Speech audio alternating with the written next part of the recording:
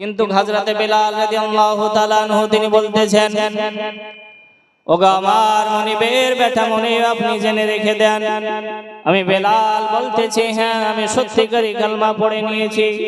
Umayya বলতেছে, বেলাল তুমি পাগলামি করো না, তুমি কালমা ভুলে যাও, তোমার কোনো ধর্ম থাকতে পারে, তা তো আমি মানতে পারি নাই।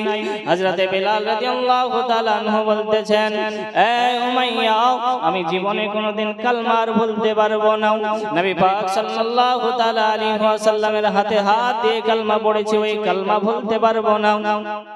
আবার যখন উমাইয়া বলে, বেলাল পাগলামি করো না, কালমা ভুলে যাও, হযরতে বেলাল বলে, ওগো উমাইয়া তুমি একবার আমার কালমাটা পড়ে নাও, নবী পাকের একবার কালমা পড়ে নাও, নবী পাকের যদি তুমি একবার কালমা পড়ে নাও, আমি বেলাল বলতেছি তুমি জীবনে আর কোনোদিন কালমা ভুলবে না।